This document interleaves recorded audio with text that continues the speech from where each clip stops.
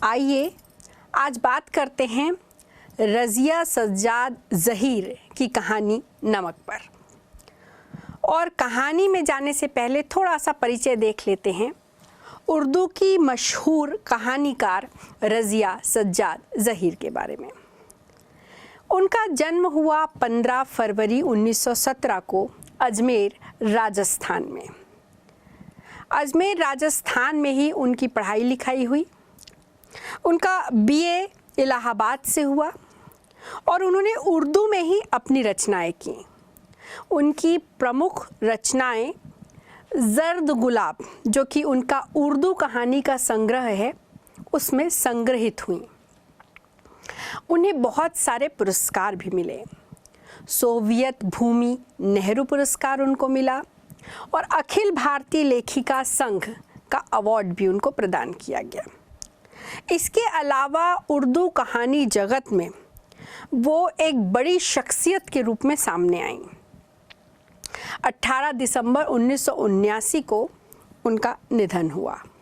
तो बच्चों, मूलतः तो वे उर्दू की कथाकार हैं, लेकिन उनकी कथाओं में वे मानवीय संवेदनाओं को इतनी पुरजोर तरीके से उठाती हैं कि वे केवल उर्दू की कहानीकार न रहकर कई अन्य भाषाओं में भी उनकी कहानी का अनुवाद हुआ। और आप तो जानते हैं कि उर्दू और हिंदी में भाषा का ज़्यादा फर्क नहीं है, लिपि का फर्क है। तो उनकी कई कहानियाँ उर्दू से देवनागरी लिपि में लिप्यांतरित भी हुई। खैर, वो 1947 में अजमेर से लखनऊ आई। उनकी शादी हुई उसके बाद और महाविद्यालय में पढ़ाने का कार्य करने लगे। उन्होंने कई कहानियाँ लिखी, कई उपन्यास लिखी और उर्दू में मूल रूप से बाल साहित्य उन्होंने बहुत लिखा। बच्चों के लिए कहानी लिखना उन्हें पसंद था और उनकी कहानी में एक संदेश भी होता था जो बच्चों के मन पे असर डालता था। उनकी जब भाषा की हम बात करें तो सरल, सहज, मुहावरेदार, कुल मिला के बच्चों और बड़ों और पाठकों को आकर्षित करने वाली सुंदर सहज भाषा वे लिखती रही हैं।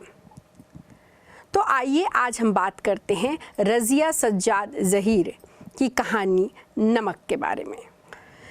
नमक कहानी दो मुल्कों में रहने वाले आवाम के दिलों में बसी मोहब्बत की कहानी है। ये कहानी हमें बताती है कि कैसे सरहदें या सीमाएं लोगों के दिलों को कभी भी जुदा नहीं कर सकती। चलिए आपको बताती हूँ इसके प्रमुख पात्रों के बारे में। इसमें एक बुजुर्ग महिला की पात्र हैं जिन्हें सिख बीबी के नाम से लोग पुकारते हैं। और इस कहानी की जो प्रमुख नायिका है वो है सफ़िया।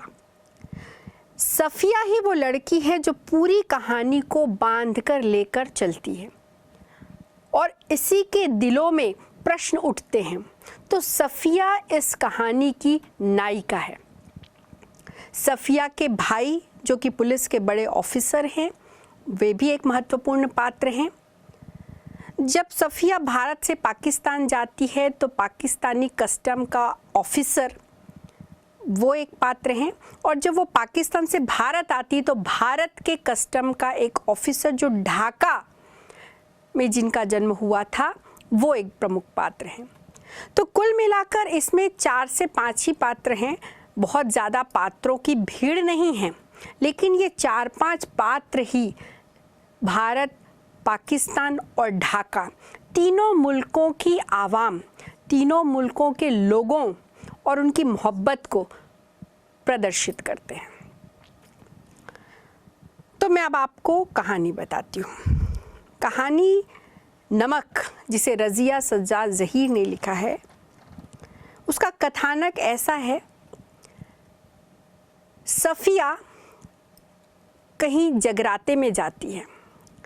वहाँ पर उसे एक भारी भरकम जिस्म की छोटी छोटी चमकदार आँखों वाली, जिनमें नेकी, मोहब्बत और रहमदिली की रोशनी से जगमगाहट है, जिनका चेहरा जैसे खुली किताब की तरह है और जो वैसा सफ़ेद मलमल का दुपट्टा ओढ़ती हैं जैसा सफ़िया की अम्मी मुहर्रम में ओढ़ा करती थी। ये है सिख बीबी। सिख बीबी का जो डील डॉल है वो सफ़िया को उसकी अम्मी की याद दिलाता है। ऐसा आपके साथ भी होता होगा कि कभी कोई हमें अपना लगने लगता है और उसके लिए जाने अनजाने हमारे दिल में एक नरमी या एक सॉफ्ट कॉर्नर बन जाता है। और जब हमारे दिल में किसी के लिए प्रेम उत्पन्न होता है तो सामने वाले के दिल में भी होता है। तो सफ़िया सिख बीबी को प्रेम से देख रही थी और सिख बीबी ने सफ़िया के बारे में जानना चाहा। उन्होंने उस घर की बहू को बुलाया और पूछा कि ये बच्ची कौन है। उन्होंने बताया कि ये सफ़िया है। इसका पूरा परिवार पाकिस्तान में है और कल ही ये लाहौर जा रही है अपने भाइयों से मिलने। जैसे ही लाहौर का नाम सुना सिख बीबी ने उन्होंने इशारे से सफ़िया को बुलाया और लाहौर की बातें करने लगी। उन्होंने कहा कि लाहौर कितना प्यारा शहर है, लोग कैसे खूबसूरत हैं, उम्दा खाने और नफीस कपड़ों के शौकीन हैं, सैर सपाटों का बड़ा शौक़ है उन्हें, बड़े रसिया हैं और जिंदा दिली की तस्वीर पेश करते हैं लाहौर के लोग। जब सफ़िया ने पूछा आपको लाहौर से इतनी मोहब्बत क्यों है, तब सिख बीबी ने बताया कि साडा लाहौर। बच्चों, हमारा लाहौर को पंजाबी में साडा लाहौर कहते हैं और बार बार सिख बीबी अपने लाहौर को साडा लाहौर कहकर संबोधित कर रही थी। उन्होंने कहा कि मैं वही की हूँ, वो तो बाद में हम इस मुल्क में आ गए, पर अभी भी उनका हृदय लाहौर के लिए धड़कता है। जब सफ़िया और सिख बीबी के अपनापन का दौर आगे बढ़ा तो सफ़िया ने पूछा, माता जी आपको तो यहाँ आए बहुत साल हो गए होंगे। सिख बीबी ने कहा, हाँ बेटी, जब हिंदुस्तान बना था तभी आए थे। वैसे तो अब यहाँ पर हमारी कोठी बन गई है, बिजनेस है, सब ठीक ही है, पर लाहौर बहुत याद आता है। हमारा वतन तो जी लाहौर ही है। और जब वो लाहौर के बारे में बोलने लगी तो उनकी आंखों से कुछ दूधिया सितारे उनकी आंचल में समा गए। ये भाषा है रज़िया जी की कि उन्होंने आंखों के आंसू के लिए दूधिया सितारे शब्द का प्रयोग किया। खैर, ये भजन कीर्तन का कार्यक्रम चलता रहा। रात को 11 बजे करीब जब ये कार्यक्रम समाप्त हुआ और सफ़िया ने सलाम किया तो सिख बीबी ने उसे अपनी दुआओं से नवाजा। सफ़िया ने पूछा कि आप लाहौर से कोई सौगात मंगाना चाहें तो मुझे हुक्म दें। और इसके जवाब में सिख बीबी ने कहा कि अगर ला सको तो थोड़ा सा लाहौरी नमक लाना। इस हुक्म को सिर माथे पर धारण करके सफ़िया पाकिस्तान लाहौर अपने भाई भतीजों दोस्तों के पास पहुंच गई। क्योंकि वह बहुत दिनों में बल्कि कई सालों में आ पाती थी पाकिस्तान, तो पहुंचते साथ ही उसकी जो आओ भगत खातिरदारी हुई वो उसमें डूब गई। 15 दिन दावतों में, जिमखानों में और अपने दोस्तों से मिलने में ख़त्म हो गए। भाई भतीजों के बीच पता ही नहीं चला कि आज उसका आखिरी दिन है। जब लौटने का सामान जमाने लगी तब उसे लाहौरी नमक की याद आई। उसने अपने भैया से, जो कि एक बड़े पुलिस के ऑफिसर थे, उनसे पूछा, क्यों भैया, क्या नमक ले जाया जा सकता है? उसके भैया ने हंसकर कहा, नमक? नमक तो नहीं ले जा सकते, गैर कानूनी है। और नमक का आप क्या करेंगी? आपके हिस्से में तो बहुत नमक आया। सफिया ने कहा, ये हिस्से बकरे की बातें मैं नहीं जानती, मुझे बस थोड़ा सा लाहौरी नमक चाहिए अपनी अम्मी के लिए। ये बात भाईजान को समझ ही नहीं आई कि उनकी अम्मी की मृत्यु तो बहुत पहले हो चुकी थी। उसने फिर टोका, कौन सी अम्मी? सफिया ने कहा, मेरी अम्मी। भाई और बहन की बहस चल पड़ी। बहन नमक ले जाना चाहती थी सिख बीबी के लिए, क्योंकि वह उनसे वादा करके आई थी और वह उनके दिल को टूटते हुए नहीं देखना चाहती थी। और भाई परेशान था कि बहन यदि कस्टम से नमक ले जाएगी और कहीं पकड़ी गई तो।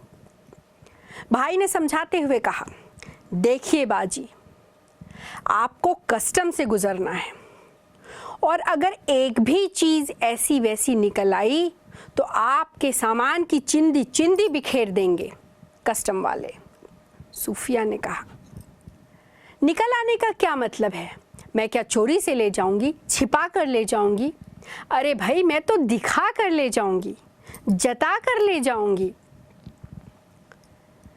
भाई ने समझाते हुए कहा, भाई ये तो आप बहुत ही गलत बात करेंगी। सफिया गुस्सा हो गई। उसने कहा, अरे कानून कानून फिर वही कानून। क्या सारे कानून हुकूमत के ही होते हैं? कुछ मोहब्बत, मुरव्वत, आदमियत, इंसानियत के नहीं होते? आखिर कस्टम वाले भी तो इंसान ही हैं, कोई मशीन नहीं। भाई ने कहा, हाँ हाँ, मशीन तो नहीं है पर कोई शायर भी नहीं है। सफिया ने कहा, हाँ भाई, शायर नहीं हैं, वे करें अपनी ड्यूटी, उन्हें ड्यूटी करने से कौन रोकता है? ये चंद पैसों का नमक है, कोई सोना चांदी तो नहीं है, कोई स्मगल की हुई चीज़ तो नहीं है, कोई ब्लैक मार्केट का सामान तो नहीं है। क्या वे इंसानियत में इतना भी नहीं समझेंगे?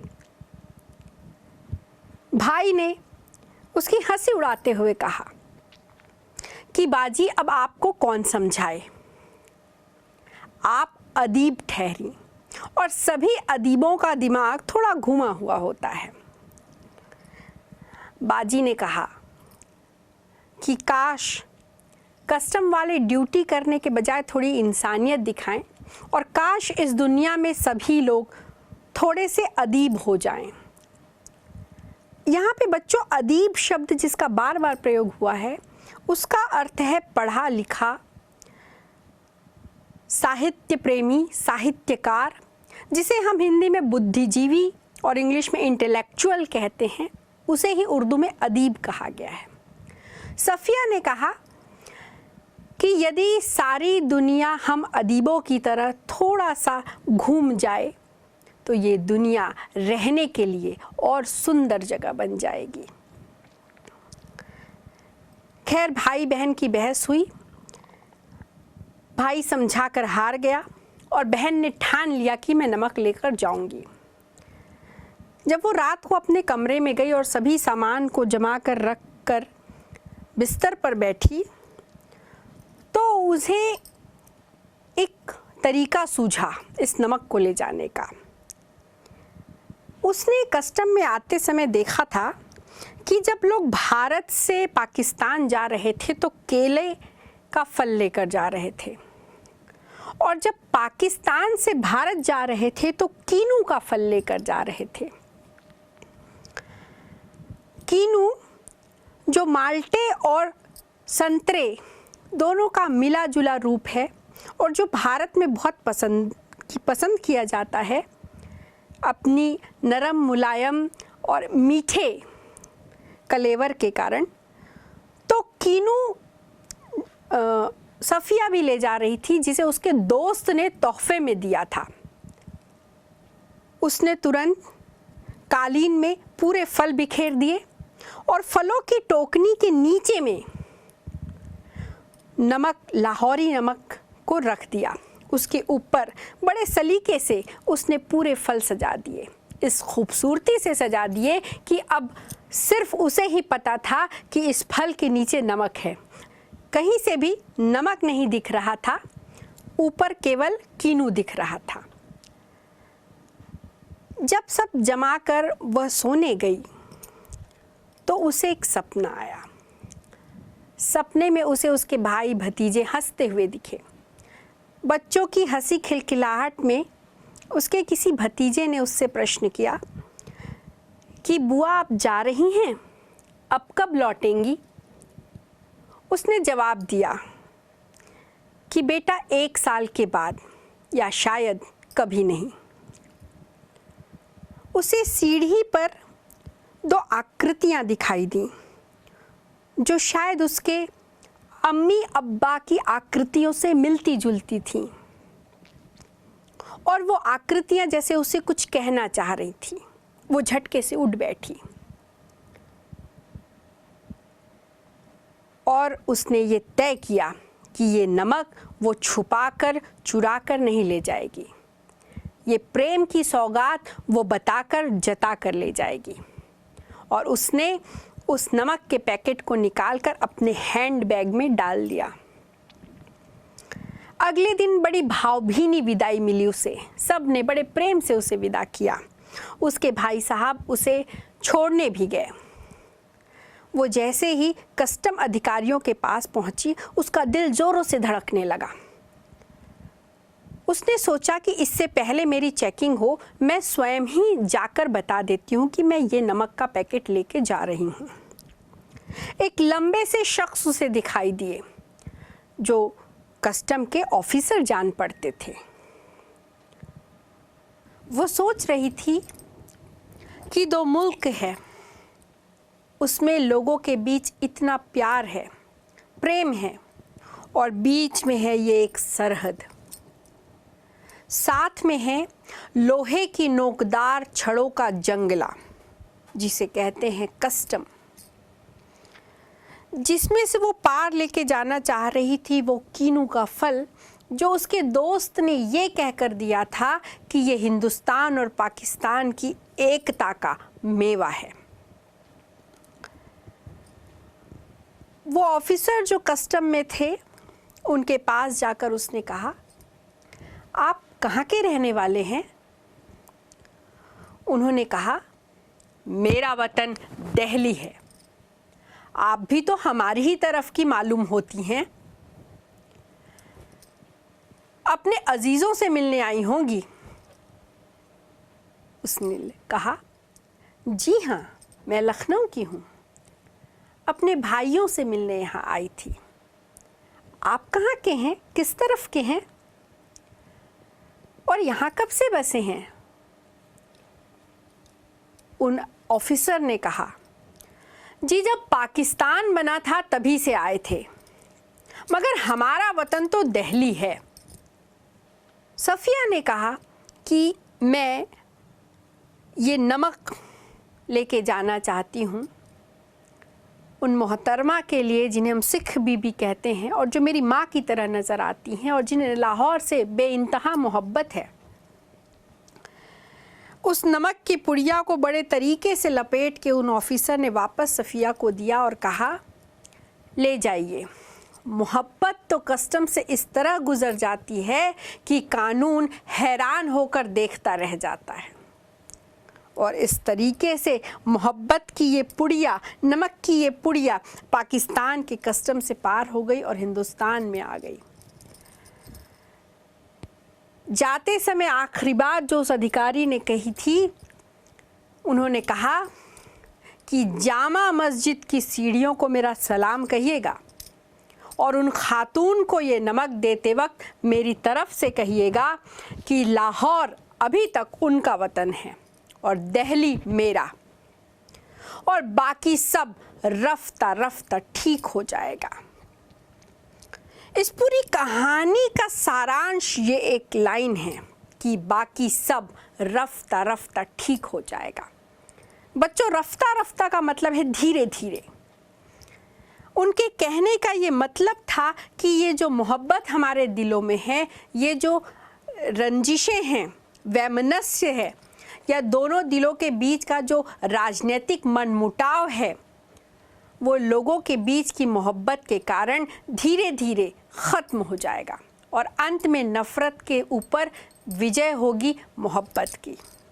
सफ़िया जब चली तब उसकी आँखों में मोहब्बत और हसरत भरी निगाहों से उसे देखते हुए आँखों में आंसू लिए हुए उसके रिश्तेदार और दोस्त नज़र आ रहे थे। ट्रेन कब एक सरहद को पार करके पाकिस्तान से भारत पहुंच गई पता ही नहीं चला। बस फ़र्क ये हुआ कि पाकिस्तान की पुलिस उतर गई और अब उनकी जगह हिंदुस्तान की पुलिस चढ़ गई। सफ़िया सोचने लगी कि कहाँ से लाहौर ख़त्म हुआ और कहाँ से अमृतसर शुरू हुआ पता ही नहीं चला। आखिर फ़र्क क्या है?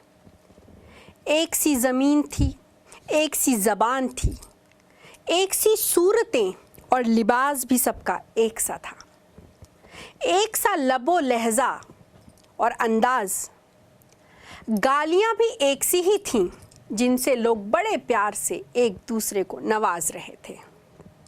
बस मुश्किल सिर्फ इतनी थी कि दोनों तरफ भरी हुई बंदूक के लिए लोग खड़े हुए थे। बच्चों, यहाँ पर बहुत सारे उर्दू के शब्द प्रयोग में हुए हैं, जैसे कि लिबास मतलब वस्त्र, लबो लहज़ा मतलब हमारी बोली भाषा, बोलने का अंदाज़, लहज़ा मतलब जिस तरीके से हम बात करते हैं, नवाजना मतलब एक दूसरे को सुशोभित करना जिसे हम कहते हैं। क्योंकि उर्दू बड़ी मीठी ज़बान है, प्रेम की बोली है, इसलिए बड़ी नफाजत से गाली देने के लिए भी देखिए कितनी सुंदर तरीके से रज़िया जी ने कहा है कि गालियों से एक दूसरे को नवाज रहे थे, सुशोभित कर रहे थे बड़े प्यार से। तो ये उर्दू शब्द पात्र के अनुसार से उर्दू भाषा का प्रयोग किया गया है, जिसमें से आप शब्दों को पकड़ेंगे तो आपको भाव समझ में आ जाएंगे। इस तरह से सोचते हुए अमृतसर की सरहद को पार करके जब वो भारत पहुंची और वहाँ पर उतरी तो अब उसे भारत के कस्टम से पार होना था। वो अपने नमक की पुड़िया लेकर एक व्यक्ति के पास गई जो नौजवान थे और कस्टम के अफसर जान पड़ते थे और सूरत से बंगाली दिख रहे थे। उसने बताया कि ये नमक की पुड़िया है जो मैं पाकिस्तान से लेकर आई हूँ। उस कस्टम अधिकारी ने उन्हें कहा कि चलिए मेरे साथ, और उन्हें अपने कमरे में ले गया जो संभवतः उनका कार्यालय रहा होगा। वहाँ पर जाकर उसने कहा कि बैठिए। सफ़िया को बहुत डर लग रहा था कि पता नहीं उसके साथ क्या होने वाला है, लेकिन तभी उन नौजवान ने कहा कि 2 चाय लाना अच्छी वाली। बड़े इत्मीनान से सफ़िया वहाँ बैठ गई। तभी अपने दराज से एक किताब निकलकर उन अफसर ने सफ़िया को पकड़ाई और उसका पहला सफ़ा, पहला पन्ना खोलकर सफ़िया को कहा कि पढ़िए। उसमें लिखा था, शमसुल इस्लाम की तरफ से सुनील दत्त गुप्त को सब प्रेम भेंट, ढाका 1946। सफ़िया समझ गई कि ये आज़ादी के समय की बात है और ढाका जो कि बांग्लादेश की राजधानी है, ये किताब वहाँ की है। उसने पूछा, तो क्या आप ईस्ट बंगाल से हैं? उन्होंने जवाब दिया, हाँ, मेरा वतन तो ढाका है। ये बात उन्होंने बड़े फ़क्र से कही थी कि मेरा वतन ढाका है। उन्होंने पूछा कि आप यहाँ कब आए? जवाब देते हुए उन्होंने कहा, जब डिवीज़न हुआ था, डिवीज़न मतलब भारत और पाकिस्तान का बंटवारा, और बांग्लादेश जो ईस्ट बंगाल कहा जाता था वो बाद में एक अलग देश बन गया, एक अलग मुल्क बन गया। तो अभी तक इन अफसर को लगता था कि उनका मुल्क ढाका है। वो अपनी यादों की अलमारी खोलकर बताने लगे कि जब मैं 12-13 साल का था तो नज़रुल और टैगोर दोनों को हम पढ़ते थे, बचपन से पढ़ते थे, और ये किताब जिसमें एक तरफ नज़रुल की तस्वीर है और एक तरफ रविंद्रनाथ टैगोर की तस्वीर है, ये मेरे सबसे प्यारे, सबसे अच्छे, सबसे अजीज़, करीब दोस्त ने मुझे भेंट की थी। उस दिन मेरी सालगिरह थी।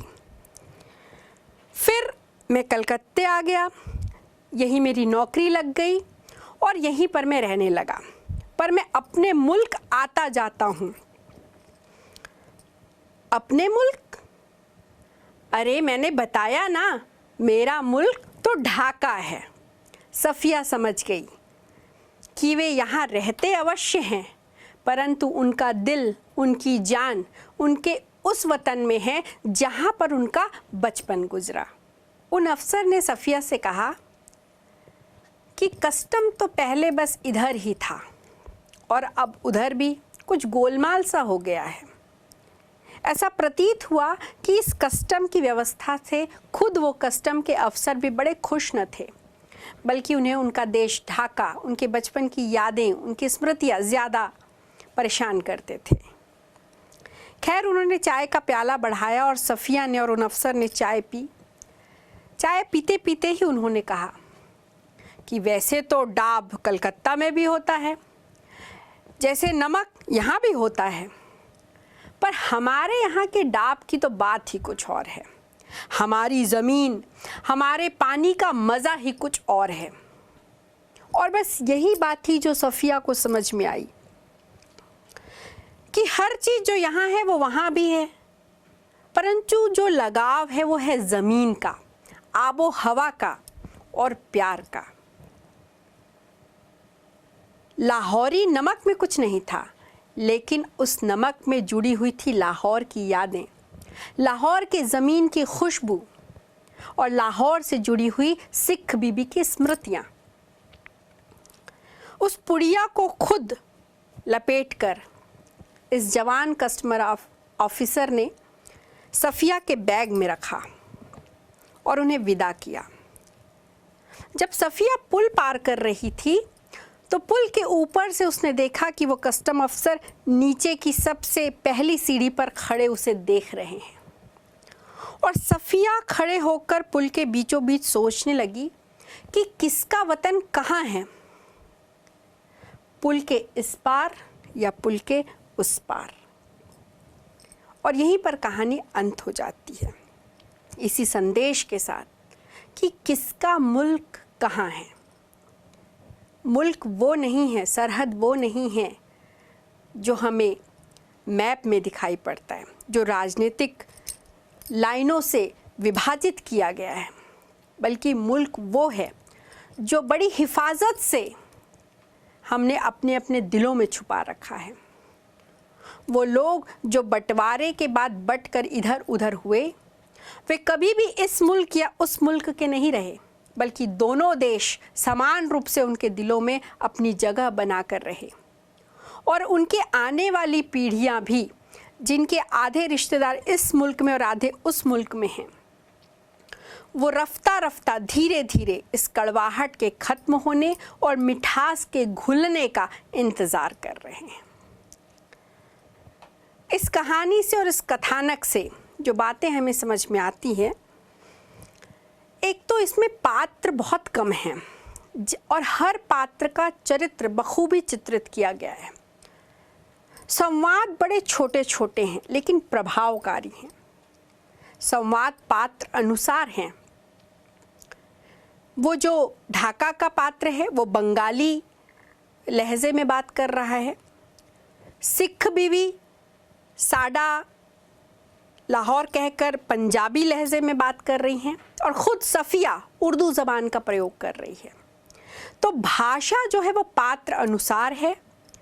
उर्दू के सुंदर शब्दों का प्रयोग किया गया है। संवाद तीखे हैं। हर संवाद इतना अच्छा है कि पात्र के मनोविज्ञान को बताने में सक्षम है। देश काल और वातावरण आज़ादी के कई वर्षों बाद का है, जिसमें आज़ादी को बार बार याद किया जा रहा है और बंटवारे के दर्द को याद किया जा रहा है।